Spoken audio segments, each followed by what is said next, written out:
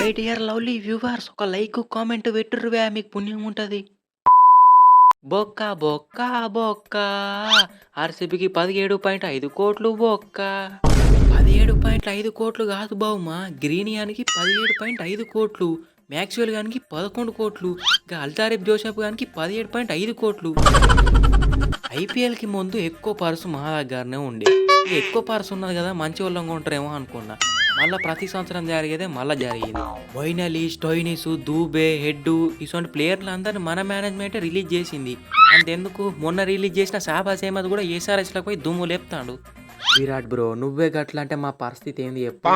మా ఊరమాస్ గంభీర్ అన్న మిచ్చల్ స్టార్‌కి 25 కోట్లు పెట్టి కొన్నాడు. ఆయనకు బాలే ఇయ్యత్తలేదు. అవును బ్రో, ఏమన్నంటే ఇష్టం వచ్చినట్టు రన్లు ఇత్తాండు. మీ వోళ్ళన్నా 5 రన్‌లో 10 రన్‌లో కొడతారు గాని. అయ్యరు నాకిచ్చేది కేవలం 24,75,00,000 కానీ నువ్వు మాత్రం 25 కోట్లు అంటాను. ఆ బొక్క మరి నువ్వేదో ఇంకా మిగిలిన 25,00,000తోని పీకినట్టు. నన్ను అడిగితే నీకు 25,00,000 ఇచ్చినా అని పెద్ద బొక్కనే. నీ అవ్వ నెక్స్ట్ మ్యాచ్‌లో నీ పీకి పడేసుడే. ఇంకొక ఛాన్స్ ఇయ్యిర్రి వణుకు పుట్టిత్తా ఒక్కొక్కరికి. నాయనా శ్యామ్ కర్ణన్ నువ్వు కూడా గిదే బ్యాచ్. అయినా నువ్వు ఆల్రెడీ 4 ఓవర్లు బౌలింగ్ చేసిన తర్వాత మళ్ళీ ఓపెనింగ్ వచ్చుడేంది బ్యా. నీకు అంతుట్ట అశుతోష్ శర్మని శశాంక్ సింగ్ ఓపెనింగ్ ఎక్కి. ఊకో అన్న ఈసారి ఎట్లయినా గట్ల సెంచరీ కొడతా చూడు. ఏ అవ్వ లాస్ట్ ఇయర్ బౌలింగ్ కన్నా న్యాయం చేసినావు, ఈసారి కనీసం ఫీల్డింగ్ కూడా న్యాయం చేస్తలేవు. అరే గబ్బర్ అన్న గా జానీ సిన్స్ ఊక ఫెయిల్ అవుతాండు, నేనేం చేయాలి చెప్పు దానికి. జానీ సిన్స్ అవ్వాలి తమ్ముడు ఈడ.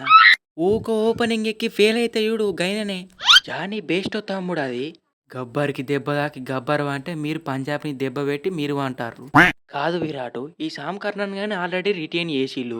మళ్ళీ ఈయన చనిపోదు అన్నట్టు పటేల్ని 10 కోట్లు పెట్టి కట్టుకొచ్చిర్రు. నీ అవ్వ ఆల్మోస్ట్ ఇలా ఇద్దరిది కలిపి 30 కోట్ల దాకా పోతుంది.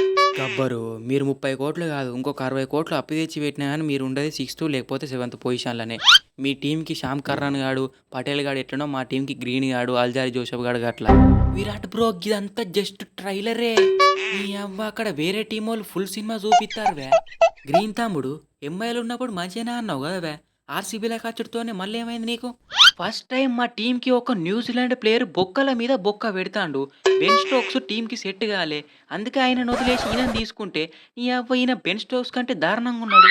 ఎప్పుడో ఒకప్పుడు నేను కూడా ఆడతా చూడు బ్రో. అదే ఇంకెప్పుడు ఆడతావు అంటానా, నిన్న జరిగిన మ్యాచ్ మనకి ఎంత ఇంపార్టెంటో తెలుసు కదా. ఎల్ఏజీలో కూడా పెద్ద బొక్క పెట్టినావు, ఇంకా ఎప్పుడు ఆడతావు బ్రో నువ్వు. తమ్ముడు నేను చెప్పిన కదా నీకు ఎప్పుడో ఈయన బెన్ స్టోక్స్ 2.0 అని. ఎందుకైనా మంచిదని 2-3 ఛాన్సులు ఇచ్చినాం. 2-3 కాదు బాగానే ఛాన్సులు ఇచ్చినాం. ఏం చేస్తాం, బ్యాడ్ లక్. నెక్స్ట్ మ్యాచ్లో పీకి పడేసుడే. ఫ్రెండ్స్ ఇది పార్ట్ 1 మాత్రమే, పార్ట్ 2 కూడా రాబోతుంది. సో అందరు సబ్స్క్రైబ్ చేసుకొని బెల్ ఐకాన్ అయితే ఆన్లో పెట్టుకోండి. సో వీడియోకి అయితే లైక్ చేయండి అండ్ వీడియో గురించి మీ ఒపీనియన్ అనేది కింద కామెంట్ సెక్షన్లో షేర్ చేయండి. So thanks for watching guys, next వీడియోలో కలుసుకుందాం. And also so don't forget to like share and subscribe మావా. సో అందరు సబ్స్క్రైబ్ చేసుకోండి, బెల్ ఐకాన్ ఆన్లో పెట్టుకోండి.